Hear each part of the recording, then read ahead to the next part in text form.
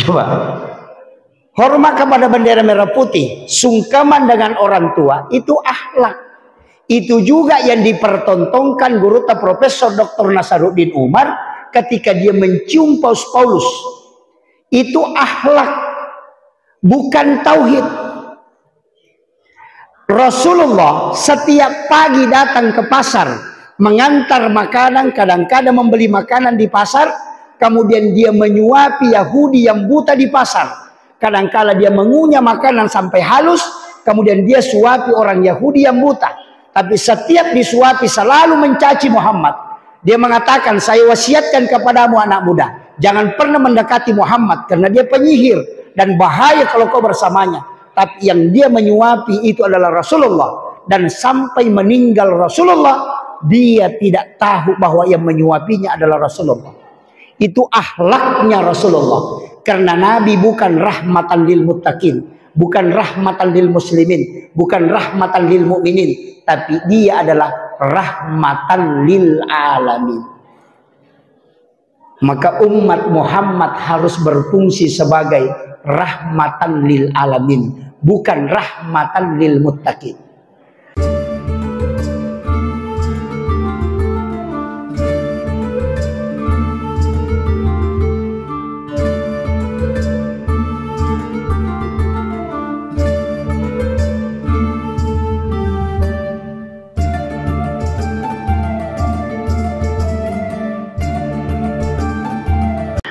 Allahumma shalli ala sayyidina.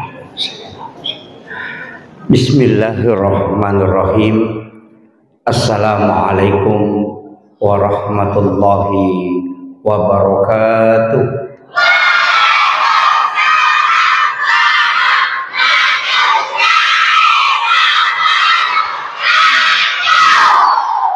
Maulaya sholli wa sallim daiman abada ala habibika khairil halqi kullihim huwal habibul ladzi turja syafa'atuhu li kulli khawlin minal ahwalil muqtahimi. Ya Rabbi bil Mustafa balligh maqasidana waghfir lana ma madaya wasi'al karami. Ya Rabbi bil Mustafa balligh maqasidana waghfir lana ma madaya wasi'al karami. Ila hadratin Nabil Mustafa sallallahu ala sayyidina Muhammadin al-Fatihah. A'udzu billahi minasyaitonir rajim. Bismillahirrahmanirrahim. Alhamdulillahi rabbil alamin arrahmanir rahim maliki yaumiddin. Iyyaka na'budu wa iyyaka nasta'in. Ihdinas siratal mustaqim. Siratal ladzina an'amta 'alaihim ghairil maghdubi 'alaihim waladdallin. Amin. Allahumma nawwir qulubana wa quluba jami'i man hadara fi majlisina hadza binuril ma'rifah wa ilmil mukashafah wal basirah wal iman wal islam. Ya Fattahu ya Alim, iftah qulubana wa qulubahum futuhal arifin. Rabbana iftah bainana wa baina qaumina bil haqqi wa anta khairul fatihin. Amin amin ya rabbal alamin. Hadratal muhtaramin wal muhtaramat ikhwanu fillah, wabil khusus yang kami muliakan, kami ta'zimi Kurunda pribadi Bapak Dr. Arifudin Tiga MA. Beliau membimbing saya di UIN Alauddin Makassar. Dosen saya mulai dari semester 1 dibimbing beliau, alhamdulillah. Salam takzim. Berat sebenarnya saya ceramah Pak Bu. Ketika beliau menghubungi itu saya berpikir berapa hari baru bisa. Dan juga hadir ada juga dosen saya di belakang Ibu. Insyaallah. Jadi alhamdulillah malam ini kami mohon didoakan sama Gurunda, karena ini amanah sebenarnya walaupun berat. Yang kami muliakan Bapak yang mewakili camat, mudah-mudahan beliau kelak bisa menjabat sebagai camat. Kita doakan insyaallah. Yang kami muliakan, kami takzimi Bapak Kapolsek. Kayaknya orang Bugis Bapak ini karena songkoknya. Insyaallah. Mudah-mudahan beliau di tempat tugas yang baru ini dimudahkan oleh Allah dan diberikan barakah dalam hidupnya insyaallah. Yang kami muliakan Bapak yang mewakili Kepala Kantor Urusan Agama Kecamatan Palangga beserta orang tua kami, seluruh tokoh masyarakat, tokoh agama, para alim ulama, para azatizah, ibu-ibu majelis taklim, seluruh tamu undangan, wabil khusus jajaran pengurus masjid dan seluruh donatur. Alhamdulillah malam hari ini saya masuk di masjid yang sangat luar biasa Bapak. Ini berkat keberkahan masyarakat kita di sini. Sini juga bersilaturahmi dengan sahabat saya yang dari Sidrap ini ada. Iya. Saya pakai bahasa Indonesia Pak Bu ya. Karena kalau saya pakai bahasa Bugis nanti ada yang stres. Satu. Begini. Istilah maulid dan maulud itu dua hal berbeda. Orang Bugis itu tidak pernah mengenal istilah maulid. Yang ada adalah maulud. Makanya orang Bugis mengatakan maulud. Apa beda maulid dengan maulud? Kalau maulid itu adalah waktu kelahiran. Kalau maulud orangnya yang lahir. Jadi kalau memperingati maulid berarti memperingati waktu kelahirannya Rasulullah. Itu 12 Rabiul Awal, di lain versi 9 Rabiul Awal. Kalau peringatan maulud berarti peringatan terhadap Rasulullah yang diutus di muka bumi. Dua-duanya ini benar. Cuma kalau peringatan maulid terbatas pada waktu. Karena itu berbicara tentang bulan ataupun tanggal. Tapi kalau peringatan maulud itu tidak terbatas. Karena selama 12 bulan itu semua ada yang berkaitan dengan Rasulullah. Makanya di Afrika Selatan orang bermaulid itu 6 bulan. Karena bulan Rajab itu tetap dihukumi bulan maulid. Karena tidak mungkin ada perintah sholat seandainya tidak ada Rasulullah. Nah, di situ kuncinya. Kemudian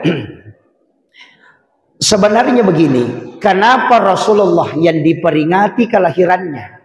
Kan banyak pemimpin yang lahir sebelum Nabi, sampai setelahnya Rasulullah pun banyak pemimpin hebat. Tapi kenapa Rasulullah diperingati kelahirannya? Para ulama dulu itu sudah mengumpulkan semua nama orang-orang hebat. Termasuk 25 nabi dan rasul yang dikumpulkan namanya dan dipilih yang terbaik. Maka muncullah 5 orang. Inilah yang disebut dengan ulul azmi. Maka ada Nabi Nuh, ada Nabi Musa, ada Nabi Isa, ada Nabi Ibrahim, ada Nabi Muhammad. 5 orang inilah yang terbaik dari semua nabi dan rasul yang ada. Tapi dari 5 orang ini kemudian dipilih kembali mana yang paling sedikit kesalahannya, paling banyak kebaikannya, dan paling pendek umurnya. Ternyata 2 nabi, Nabiullah Isa alaihi salam dan Nabiullah Muhammad sallallahu alaihi wasallam. Dua nabi ini diperingati kelahirannya. Nabi Isa dengan Natal, Nabi Muhammad dengan Maulid. Tapi dua hal ini tidak sama. Karena Natal ada sholatnya, sedangkan Maulid tidak ada. Maka Maulid tidak masuk syariat, tapi dia masuk syiar. Menghukumi Maulid harus melihat konteksnya. Tidak dikatakan bid'ah, tidak dikatakan haram. Karena nanti ada hukum yang melekat ketika Maulid ini ada perbuatan di dalamnya. Saya ambil contoh. Gelas ini tidak ada hukumnya. Dia ditakdirkan oleh Allah ada. Tapi ketika diisi air Samsam, kemudian kita pakai minum, maka dia menjadi sunnah karena fungsinya. Tapi ketika diisi minuman keras atau hammer, kemudian kita minum, maka dia menjadi haram karena fungsinya. Bukan gelasnya, tapi fungsinya. Maulid fungsinya bisa menjadi sunnah, bisa menjadi haram, tergantung pelaksanaannya. Ketika Maulid kita lakukan bacaan ayat suci Al-Quran, silaturahmi, mendengarkan ceramah, kemudian bersedekah, dan yang terakhir makan-makan, maka dia menjadi sunnah karena perbuatan di dalamnya semua diperintahkan. Silahkan bersedekah, silahkan mengaji, mendengarkan ayat-ayat suci Al-Quran, bersolawat kepada Nabi, kemudian bersilaturahmi, kemudian bersedekah makanan. Bahkan ada perkataan ulama, man asdaqa dirhanan faqad sababan li qiraati maulidin nabi la yakhrujuna minad dunya illa rahimallah. Siapa yang bersedekah 1 dirham, kalau kita 1.000 rupiah, faqad sababan li qiraati maulidin nabi, yang menyebabkan dibacanya sejarah nabi atau diucapkannya, disebut-sebutnya nama Rasulullah, la yakhrujuna minad dunya illa rahimallah, maka orang itu tidak akan meninggalkan dunia kecuali dalam keadaan dirahmati oleh Allah Subhanahu wa taala.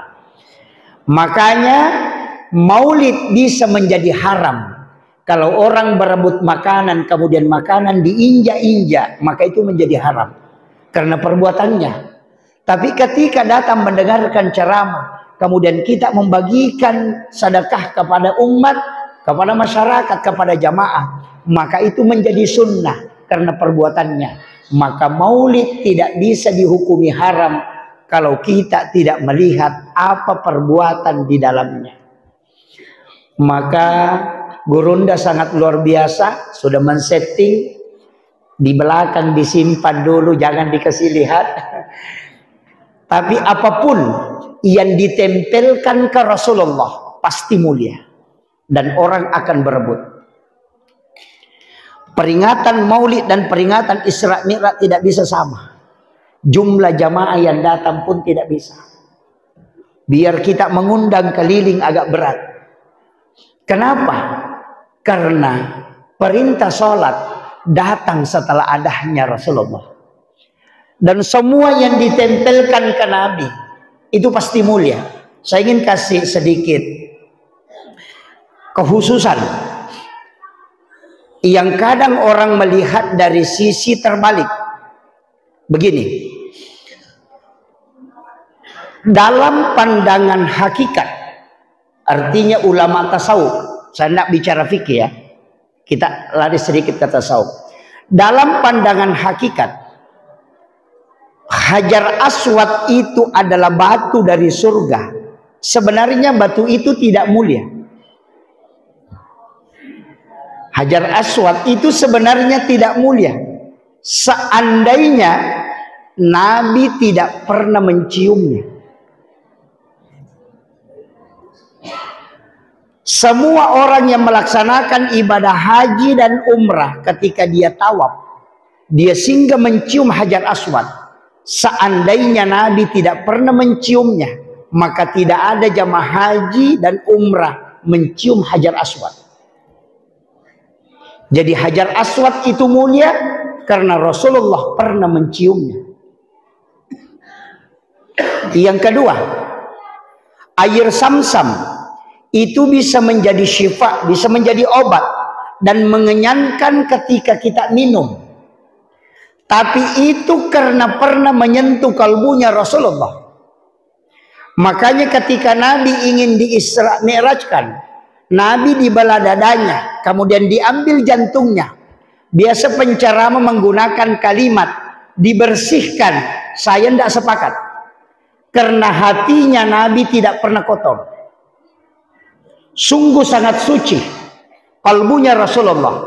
Tapi kenapa dimasukkan ke dalam air Zamzam? Karena air Zamzam ingin dijadikan sebagai obat, maka diberi kesempatan menyentuh kalbunya Rasulullah. Jadi bukan air Zamzam yang mulia, tapi karena dia pernah menyentuh kalbunya Rasulullah, maka dia menjadi obat. Maka siapapun meminum air Zamzam, maka dia mendapatkan berkah, karena air itu pernah menyentuh kalbu Rasulullah. Yang ketiga, ketika Rasulullah meninggalkan rumah atau keluar dari ruangan, ada awan yang menutupi kepalanya, badannya, sampai tidak terkena sinar matahari. Bukan karena Nabi takut hitam, bukan juga Nabi tidak mau terkena sinar matahari. Tapi kenapa dia ditutupi awan? Karena Allah menjaga matahari.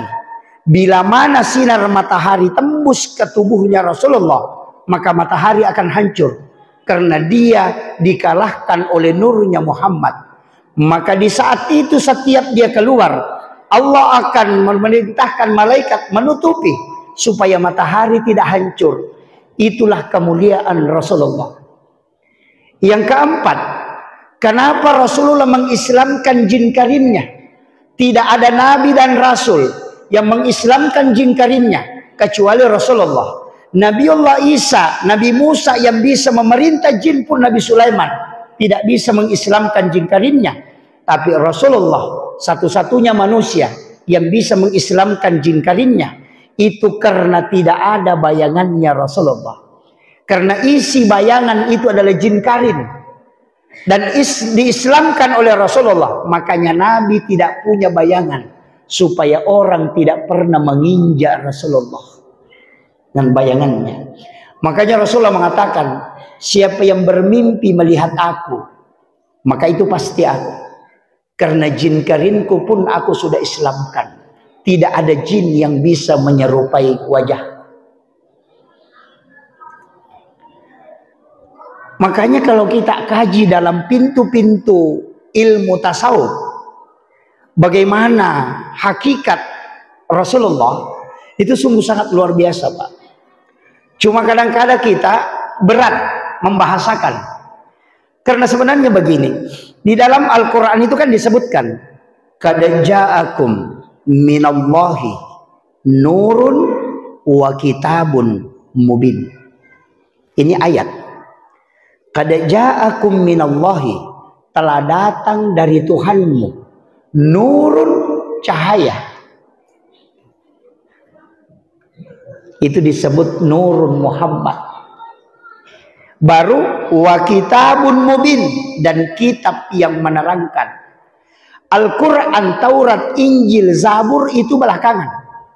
Yang pertama datang itu adalah nurun Muhammad. Makanya model sholawat itu ada dua. Ada bentuknya fi'il madhi, ada bentuknya fi'il mudhari'. Kalau fi'il madhi kan bentuk lampau. Kalau fi'il mudhari' sekarang dan akan datang. Makanya salawat Allahumma sholli ala Sayyidina Muhammad itu fi'il mudhari'. Allahumma sholli ala Muhammad itu kan fi'il mudhari'. Tapi sallallahu ala Muhammad itu fi'il madhi. Kenapa ada fi'il madhi bentuk lampau? Karena sebelum jasadnya Rasulullah diciptakan, lebih dulu diciptakan nurnya. Salawat kepada nur dan salawat kepada jasad itu beda. Salawat kepada nur disebut salawat Jibril. Salawat kepada jasad disebut salawat Muhammad. Makanya kalau kita mahalul qiyam pada Maulidul Barasanji, kita membaca sallallahu ala Muhammad, bukan Allahumma sholli.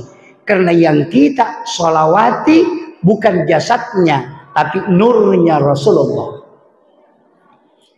Itu dua hal yang berbeda. Kemudian saya coba istilahnya begini.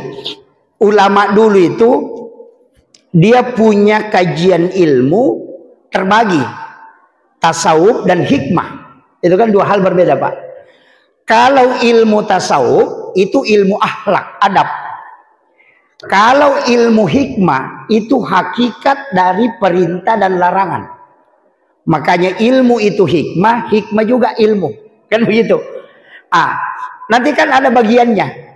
Ini kalau ini saya pelajari di kampus, di Guru Tak yang luar biasa mengajarkan dosen-dosen kita itu di dakwah. Begini, pembagian dalam tasawuf, kalau kajian Islam berarti fikih. Fikih itu ulamanya disebut fuqaha, mazhabnya Syafi'i, Maliki, Hanafi, Ahmad bin Hambal. Kalau kajian iman berarti teologi, ulamanya disebut murabbi, mazhabnya Mu'tazilah, Jabariyah, Qadariyah, Sunni dengan Syiah, Ahlus Sunnah wal Jamaah.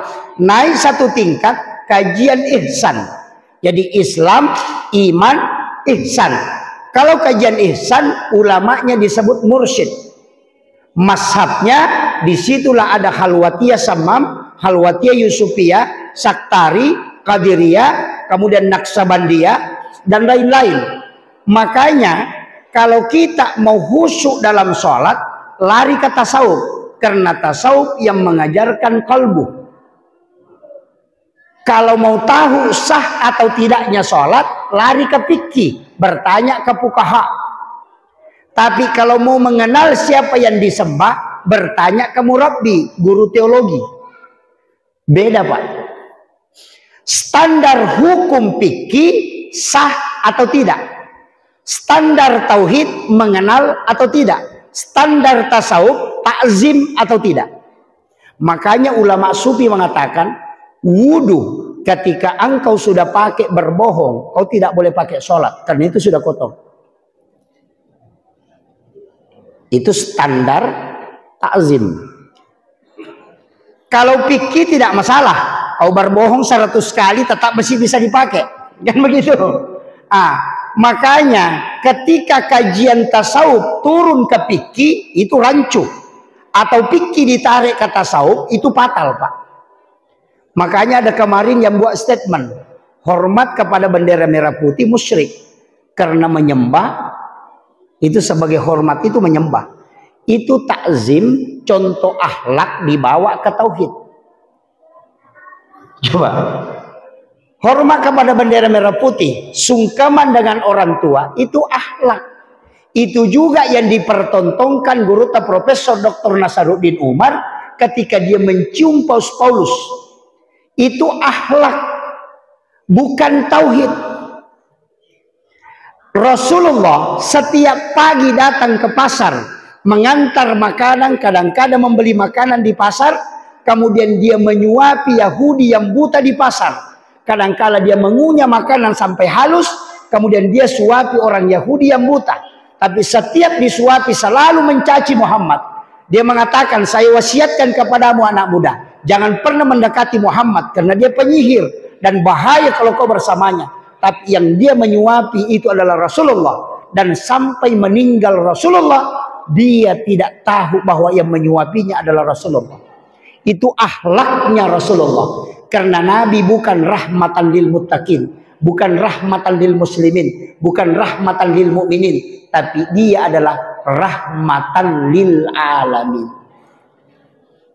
Maka umat Muhammad harus berfungsi sebagai rahmatan lil alamin, bukan rahmatan lil muttaqin. Jangan hanya mencintai orang yang bertakwa, jangan hanya cinta kepada orang yang beriman, tapi harus cinta kepada seluruh makhluk yang ada di alam. Karena itu yang diajarkan. Makanya Nabi diutus bukan untuk ilmu. Nabi mengatakan, innamal bu'istu liutammima makarimal akhlak. Maka akhlak yang paling utama. Maka guru tak mempertontonkan adab dan akhlak kepada kemanusiaan, maka dia mencium. Tapi dasar orang menarik ke tauhid, maka ditariklah mengatakan dia kafir. Itu karena tidak paham. Ini. Kemudian standar-standar agama sebenarnya sederhana Pak Bu. Nanti kita akan masuk ke situ. Ketika kita cinta kepada Rasulullah, buktinya apa?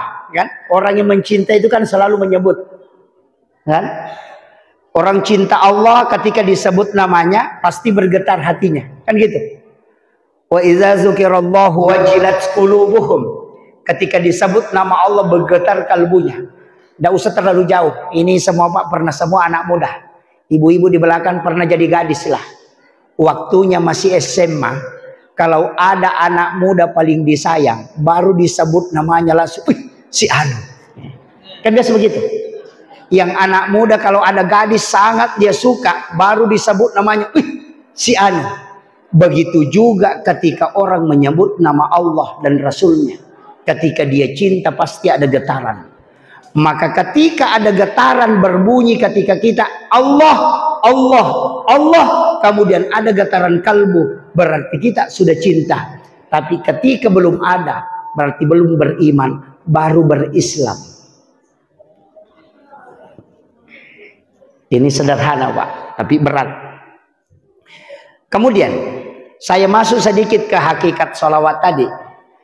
Ulama kita mengkaitkan semuanya. Likulli syai'in min nurin Muhammad. Segala sesuatu itu bersumber dari nurnya Rasulullah. Nurun Muhammad. Kenapa? Kita bedah. Muhammad Ahmad. Muhammad adalah namanya yang utuh. Sedangkan Ahmad adalah nama nurnya.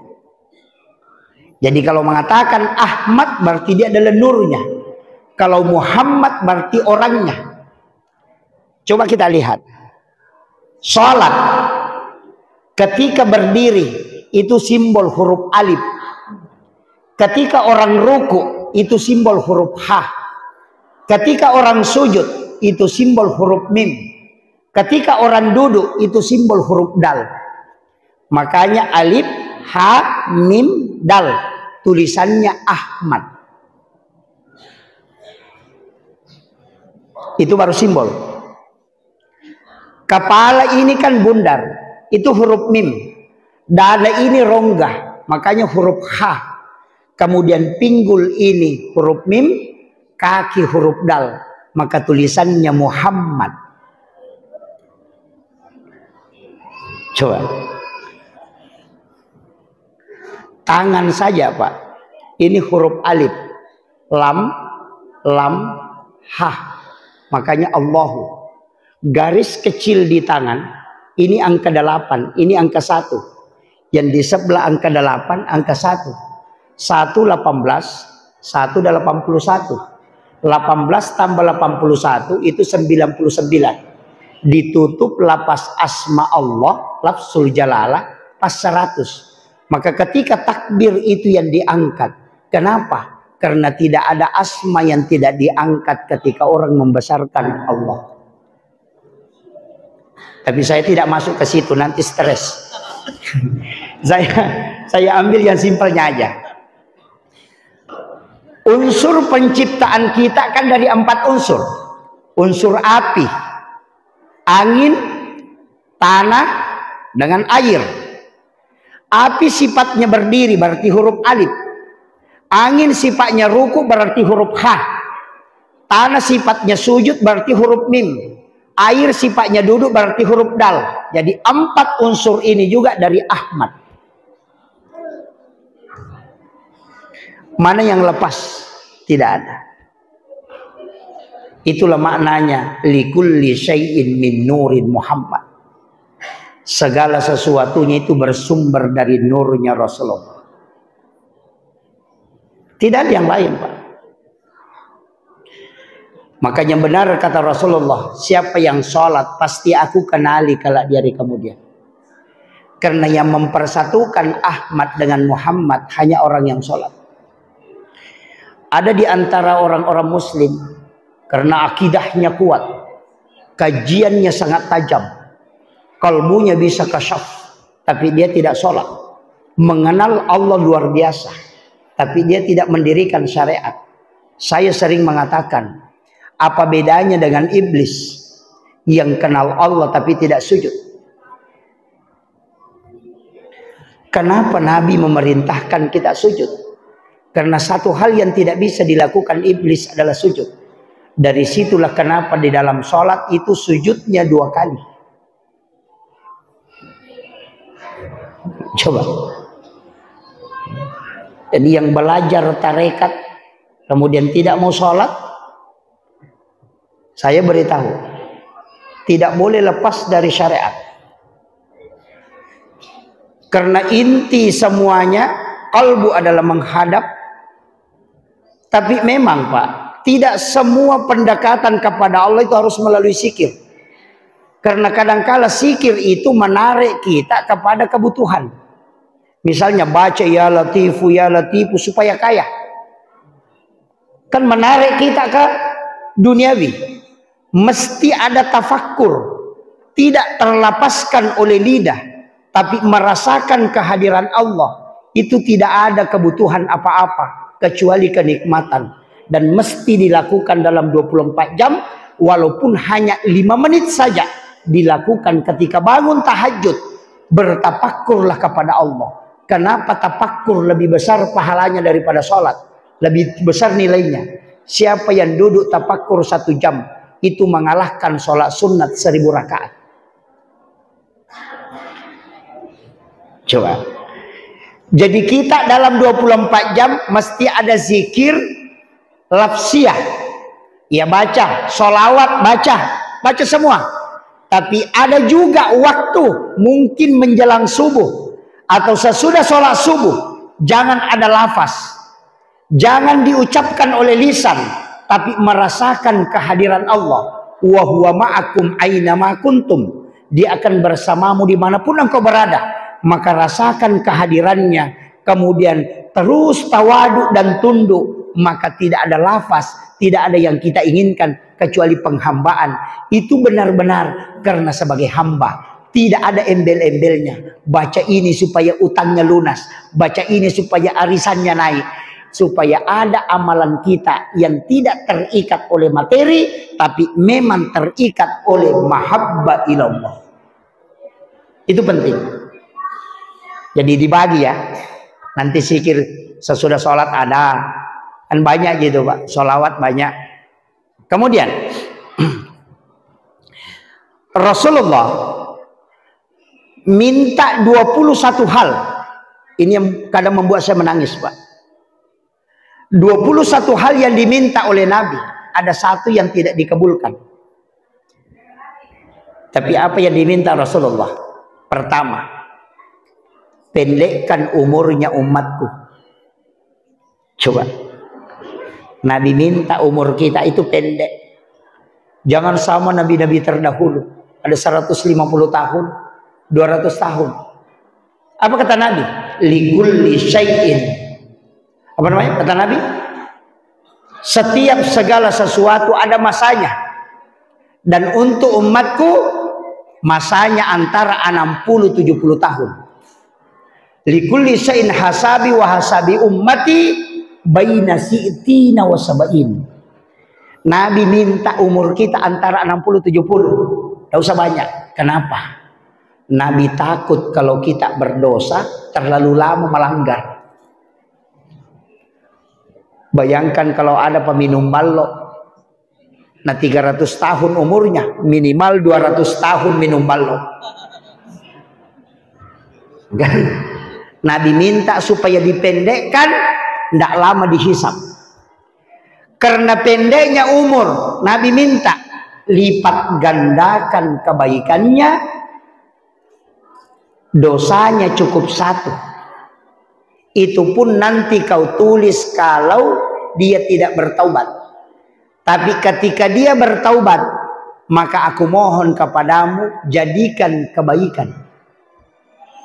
Coba, adakah orang dikasih rahmat begitu Pak? Kalau melakukan kebaikan lipat gandakan. Man ja'a bil hasanati falahu asyru amsalihah. 10. Kalau melakukan dosa 1 saja, itu pun nanti kau tulis kalau tidak bertaubat. Coba, kalau dia bertaubat ganti menjadi kebaikan. Ini mina pakai orang na korupsi, Pak. Kan di situ. Makanya tidak ada umat yang diberi rahmat begitu besar kecuali umatnya Rasulullah. Kita akan sering mendengarkan penceramah bilang Nabi itu bisa memberi syafaat. Kan ada wasyarafa wa darajat aliyatan rafi'a wa basu maqama mahmudan alladhi wa'adata innaka la tukhliful mi'ad. Kan itu jelas. Begini, Pak. Ibadah itu ada 2. Ibadah wajib dan ibadah sunnah. Turunan. Sholat wajib ada sholat sunnah. Puasa wajib ada puasa sunnah. Haji wajib ada umrah sunnah. Ada syahadat wajib ada sholawat yang sunnah. Ada zakat wajib ada sedekah sunnah. Jadi semua ada turunan. Kenapa bisa Nabi memberi syafaat? Karena satu-satunya Nabi yang mempunyai otoritas ibadah cuma beliau. Jadi kalau Nabi Musa itu perintah Allah, tidak ada perintahnya Nabi Musa. Pokoknya perintah Allah, perintah Allah. Nabi Musa saja yang sampaikan. Ultimatum itu. Nabi tidak. Perintah Allah ada yang kelari ke Nabi. Padahal semua perintah Allah kan. Sholat sunnah kan juga perintah Allah. Tapi kenapa dilarikan ke Nabi? Karena Nabi yang minta. Otoritas ibadah disandarkan ke Nabi, itulah yang menjadi syafaat. Otoritas ibadah yang disandarkan ke Allah, itulah yang menjadi rahmat. Makanya orang masuk surga itu cuma 2. Jalur rahmat dan jalur syafaat. Sholat wajib jalur rahmat, sholat sunnah jalur syafaat. Ini. Itu 2 hal berbeda, Pak. Makanya ibadah sunnah itu tidak diikat. Istilahnya tidak diikat, tidak berdosa kalau ditinggalkan. Itu karena rahmat. Kalau wajib pasti berdosa, tapi tidak disebut pahalanya. Kalau ibadah sunnah disebut pahalanya, tapi tidak diikat. Kenapa? Supaya orang termotivasi lakukan. Kalau ibadah fardu tidak disebut pahalanya. Pernah kita dengar siapa yang sholat subuh mendapatkan pahala sekian? Tidak ada. Siapa yang sholat duhur 4 rakaat pahalanya begini? Tidak ada. Yang ada rakaatanil fajri khairum minad dunya wa ma fiha. Itu sholat sunat subuh, bukan sholat subuhnya. Itu begitu. Zakat tidak disebut pahalanya, tapi sedekah disebut. Coba, kenapa?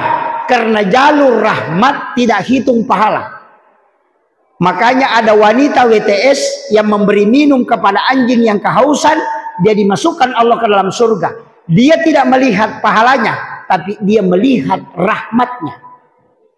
Maka dari sinilah Rasulullah mengatakan, jangan anggap sepele sesuatu yang kau lakukan, karena boleh jadi di situ rahmat Allah.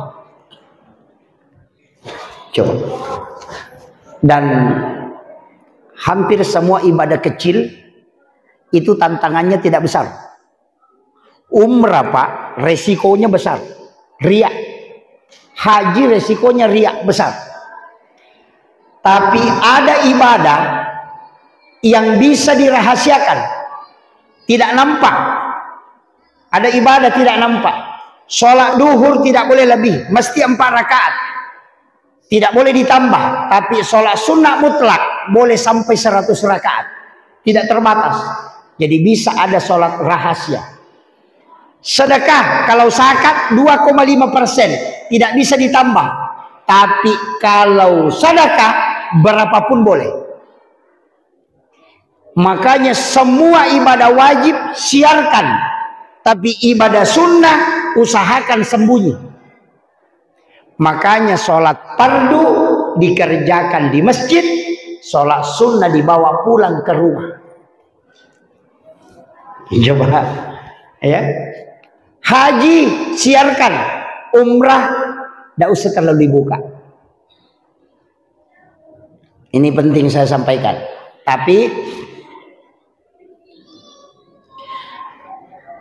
setiap ibadah ada tingkatan, Pak. Mau ambil yang paling tinggi bisa? Saya kasih tahu. Sedekah yang paling tinggi adalah sedekah orang yang bersedekah tidak tahu siapa yang disedekahi, dan yang disedekahi itu juga tidak tahu siapa yang mensedekahi. Coba, kira-kira bisa ya? Nanti saya kasih tahu metodenya. Rasulullah mengatakan begini, ada umatku, ini penting sekali Pak ini, karena amalan kita ini susah sekarang. Ada umatku baru berjalan kepada mahsyar, itu sudah dijemput oleh malaikat, diculik, dibawa ke ila rafiqil a'la, ke tempat yang sangat tinggi, karena Allah yang memintanya. Coba, jadi ada orang itu Allah yang suruh malaikat datang mengambilnya, tapi belum ditimbang amalnya. Belum ditimbang. Ingat, pada mahsyar 50.000 tahun kita berdiri menunggu untuk dihisab. Tidak ada kursi, matahari ada yang 1 jengkal. Itu bukan 1 hari, bukan 1 bulan, bukan 1 tahun, bukan 100 tahun. 50.000 tahun kita menunggu untuk dihisab. Itu di mahsyar. Tapi, apa tapinya? Ada orang baru berjalan ke mahsyar, sudah dijemput oleh malaikat, dibawa ke tempat yang mulia, yang tinggi ila rafiqil a'la, dan tidak diperiksa amalnya, tapi disimpan di tempat yang mulia. Siapa itu? Yang itu tadi kata Nabi, bersedekah tidak tahu siapa yang disedekahi, yang disedekahi pun tidak tahu siapa yang mensedekahi. Caranya bagaimana? Datang ke pondok-pondok pesantren, penghafal Al-Quran, pondok-pondok pesantren yang ada dekat di sini. Datang ke panti asuhan, tanya pembinanya, adakah orang di sini anak yang yatim piatu atau yatim yang tidak mampu? Kalau dia mengatakan ada, tidak usah kau kasih ketemu saya, jangan sebut namanya, dan jangan perlihatkan saya fotonya. Anak itu juga jangan kau pernah kasih tahu bahwa saya yang membantunya. Ini uang, saya bayarkan uang sekolahnya sampai dia selesai. Nanti saya transferkan setiap bulan misalnya 500.000 pembayaran sekolahnya. Tapi jangan kasih tahu kalau saya membantunya. Dan jangan juga perlihatkan sama saya siapa yang saya bantu. Itulah maknanya, yang bersedekah tidak tahu siapa yang disedekahi, dan yang disedekahi pun tidak tahu siapa yang mensedekahi. Ketika anak itu selesai dan kita ketemu di luar, tidak pernah tahu bahwa kita yang membantunya. Dia pun tidak pernah tahu kalau kita yang pernah membantunya. Itulah sedekah rahasia. Inilah orang yang tidak diperiksa amalnya, tapi langsung dijemput, dibawa ke tempat yang sangat tinggi. Kalau mampu lakukan silahkan. Bukan orang kaya, yang penting mau. Bilang susah itu Pak Ustaz. Banyak sekali. Kalau begitu kurangi.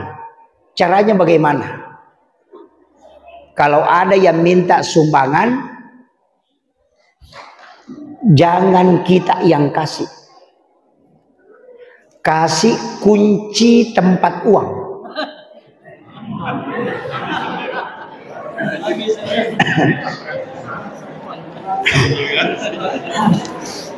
Nggak bisa. Kalau nggak bisa, akali. Kalau ada orang minta sumbangan, ambil uang itu, jangan lihat uang berapa. Tutup mata, ambil 2 atau 3 lembar, berikan ke orang yang minta tadi, nggak usah dicatat, silakan pergi. Itu hadis qudsi. Allah Subhanahu wa taala mengatakan, siapa yang memberikan kepada hambaku dia tidak menghitungnya, maka aku pun akan membalasnya dengan tidak menghitungnya pula. Coba. Kalau yang ditarik-tarik 100 didorong lagi masuk, wah itu lain. Ya Bu? Ya. Ini tingkatan. Jadi jangan pernah bilang sedekah itu sama. Tidak. Tidak sama. Puasa juga demikian. Ada puasa 3 hari setiap bulan. Puasanya Nabi Adam. Ada puasanya Nabi Daud. Ada puasa Senin, ada puasa Kamis. Kenapa kita puasa Senin? Karena Nabi lahir hari Senin. Dan pahala di store. Tapi saya kasih tahu. Seandainya Rasulullah dilahirkan hari Selasa, maka dia akan puasa hari Selasa. Seandainya Nabi lahir hari Rabu, maka dia akan puasa hari Rabu. Dan seandainya dia lahir hari Sabtu, maka dia akan puasa hari Sabtu. Karena Nabi ditanya, kenapa puasa hari Senin? Rasulullah menjawab, karena saya dilahirkan hari Senin. Artinya apa? Di situ perintah puasa sunnah hari kelahiran. Kalau bapak ibu lahir hari Selasa, puasakan hari Selasa. Karena seandainya Nabi lahir hari Selasa, maka dia puasa hari Selasa. Jadi hari apa kita lahir, puasakan. Itu sebagai tanda kesyukuran. Jadi bagaimana puasa Senin Pak Ustaz? Dari sinilah ulama hadis mengeluarkan pendapat. Siapa yang puasa hari Senin, maka dia puasa sunnah hari kelahiran Nabi. Dan siapa yang berpuasa pada hari kelahirannya, maka dia mengikuti Rasulullah berpuasa sebagaimana Nabi puasakan hari kelahirannya. Tapi apa kelebihannya? Siapa yang puasakan hari kelahiran, maka tidak ada penyakit yang bisa merusak tubuhnya. Kalau mau tidak kena kanker, kolesterol, asam urat, suruh puasa di hari kelahiran. Makanya sahabat dan Nabi pun hanya 3 kali sakit seumur hidup. Insyaallah. Ya. Ini penting ya. Makanya kalau mau puasa sunnah, ya puasa sunnah kelahiran. Tapi kalau tidak bisa, cukup hari Senin. Puasa kelahiran Nabi. Hari Kamis kenapa? Karena doa di store. Maka saya kasih tahu. Kalau berdoa, jangan pernah merubah doa. Kecuali sudah dilapor.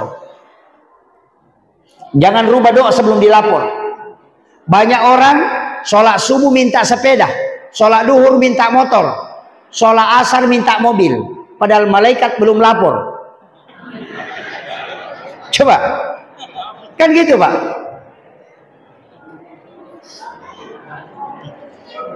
Ibu berdoa hari Selasa, itu belum dilapor, baru dicatat. Ibu berdoa hari Rabu, itu baru dicatat. Hari Kamis baru dilapor. Kan gitu. Sama dengan Pak Camat. Ketika disuruh bikin laporan, pasti dia laporan ke Pak Bupati. Mungkin 1 kali 1 bulan baru dia datang. Kalau dikasih proposal, dikasih laporan, nanti tunggu 1 bulan ke depan baru bisa sampai. Karena diantar oleh malaikat. Tapi ada doa tidak melalui perantara malaikat. Itulah sholat. Karena sholat komunikasi langsung. Makanya Nabi Zakaria ketika memohon kepada Allah, Rabbi habli min ladunka suriyatan thayyibatan innaka sami'ud du'a. Kapan dia berdoa? Wa huwa qaimun yusolli fil mihrab. Sementara berdiri sholat di dalam mihrabnya, dia meminta. Jadi jangan meminta nanti selesai salam, tapi minta di dalam sholat. Karena di saat sholat komunikasi dengan Allah. Nanti kalau sudah salam berarti komunikasinya sudah terputus. Kalau berdoa berarti malaikat yang catat. Tapi kalau minta dalam sholat langsung kepada Allah tanpa perantara. Makanya satu-satunya ibadah yang tidak bisa dicampur itu cuma sholat. Orang puasa nonton TV tidak batal puasanya. Orang haji makan tidak batal hajinya. Tapi orang sholat nonton TV pasti batal sholatnya. Apalagi kalau orang sholat makan pasti batal sholatnya. Kenapa? Karena ibadah yang konsensusnya kepada Allah tidak dicampur oleh malaikat, tidak dimasuki perbuatan dunia, itu karena komunikasi langsung dengan Allah. Apapun kebutuhanmu, minta sama dia di saat kau berhadapan dan komunikasi. Tapi ketika kau sudah salam, maka urusannya malaikat yang mencatat. Tunggu kapan dia lapor. Sudah paham? Makanya semua masalah yang dihadapi Rasulullah pasti sholat. Coba saya masuk ke pemilihan gubernur, pemilihan bupati dan wakil bupati, wali kota dan wakil wali kota. Setiap langkah yang kita mau lakukan, kalau tidak mau ditanya di hari kemudian, gampang. Awali dari sholat dan akhiri dengan sholat. Bagaimana caranya Pak Ustaz? Gampang sekali. Sholat sunnah istikharah. Minta petunjuk. Ketika di dalam kalbu sudah diberikan petunjuk, maka itulah yang kita coblos. Nanti di hari kemudian tidak akan ditanya, karena sholat yang bicara. Dia akan mengatakan, jangan kau tanya, saya yang tanggung jawab. Tapi kapan bawa terigu, bawa amplop, bawa gula pasir, baru dicoblos, maka gula pasir akan datang bilang dia yang terima. Paling lama hisapnya. Ini catatan. Orang Islam tidak boleh terombang-ambing kepada sesuatu janji-janji, karena semua orang bisa mengeluarkan janji. Tapi yang pasti adalah petunjuk kalbu yang bersumber dari ibadah sholat. Maka saya mengajak kepada seluruh jamaah, dirikanlah sholat sunat istikharah. Dari semua calon yang kita mau pilih, lakukanlah sholat. Mana yang muncul, maka itu yang kau pilih. Dan insya Allah tidak akan berat hisabnya di hari kemudian. Itu aja. Saya ndak neko-neko. Iya, jangan neko-neko bilang ini, jangan. Kemudian saya masuk ke sholawat. Satu-satunya ibadah yang punya 3 dimensi, manfaat, 2 jalur bendahara, cuma sholawat. Tidak ada yang lain. Kenapa? Allahumma sholli ala Sayyidina Muhammad wa ala ali Sayyidina Muhammad. Satu kali Bapak Ibu ucapkan kalimat itu, maka langsung terlapor ke Allah dan dibalas 10. Allah bersalawat kepada kita 10 kali. Apa salawatnya Allah kepada hambanya? Bukan Allahumma sholli, tapi apa? Rahmat. Satu salawat dibalas 10 rahmat. Satu saja rahmat Allah kepada kita, itu sudah cukup dunia akhirat. Coba. Yang kedua, orang bersalawat kepada Nabi, malaikat mengirimkan salam kepada kita. Tapi bukan Allahumma sholli, tapi malaikat berdoa di hadapan Allah supaya semua dosa-dosa kita diampuni. Makanya ini baru 2. Setiap kita bersalawat, maka malaikat mengantar ke Rasulullah dan disampaikan kepada Nabi, dan Nabi menjawab itu, dan itulah jalur syafaat. 3 hal: rahmat Allah, permohonan ampun malaikat, syafaat Rasulullah ketika kita bersalawat. Maka satu-satunya ibadah yang punya 3 dimensi manfaat itu cuma salawat. Kalau istighfar larinya ke Allah, tidak ada lari ke Rasulullah. Kan itu. Salat larinya ke Allah, tidak lari ke Nabi. Baca Quran larinya ke Allah, tidak ada lari ke Rasulullah. Tapi salawat, Allah membalas 10. Malaikat mendoakan kita supaya diampuni. Rasulullah mempersiapkan syafaat untuk kita. Kurang apa salawat? Kenapa kita tidak mau membacanya? Kemudian, ini sudah 1 jam Pak. Tunggu dulu, saya persingkat 5 menit lagi. Ini Kalau lama saya ceramah ini. Jangan. Begini. Semua ibadah yang sholawat ini tadi, kita kan diperintahkan dua, Pak, kan? Dua kan perintah ke Nabi. Mengirimkan salam. Yang kedua, mengirimkan sholawat. Ini yang kita lupa. Sering pertakol bilang, mari kita mengirimkan salam dan sholawat. Ustaz juga sering bilang begitu. Mari kita mengirimkan salam dan sholawat kepada baginda Rasulullah SAW. Allahumma sholli ala Muhammad. Itu keliru, Pak. Kenapa saya mengatakan keliru? Karena dia minta dua padahal satu yang dia lakukan. Salam, sholawat. Apa bedanya? Kalau salam, assalamu alayka ya Rasulullah, assalamu alayka ya Nabi Allah, assalamu alayka ya Habiballah, assalamu alayka ya khatamun nabiyyin wal mursalin, assalamu alayka ya Aba Barruh, assalamu alayka ya Taha, assalamu alayka ya Sin. Itu salam, bukan sholawat. Rasulullah mengatakan, siapa yang mengirimkan salam kepadaku, maka pasti aku menjawabnya. Maka koneksi seorang hamba kepada Allah dan koneksi seorang umat kepada Rasulnya adalah salam. Saya menyebut dua tadi nama. Assalamu alayka ya Taha, assalamu alayka ya Sin. Itu nama rahasia Rasulullah. Dan hanya disebut salatullah salamullah ala Taha Rasulillah, salatullah salamullah ala Yasin Habibullah. Itu nama rahasia Rasulullah. Siapa yang ingin bermimpi ketemu Rasulullah, maka koneksikan dengan dua nama ini. Ketika berdengung telinga kanan, jangan tutup. Karena tidaklah berdengung telinga seorang hamba di muka bumi kecuali Nabi menyebut nama kita secara khusus di hadapan jamaah para malaikat, dan malaikat bertasbih hingga tembus ke telinga kanan. Itu isyarat. Kemudian sholawat, Allahumma sholli ala Sayyidina Muhammad wa ala ali Sayyidina Muhammad. Penutup yang terakhir,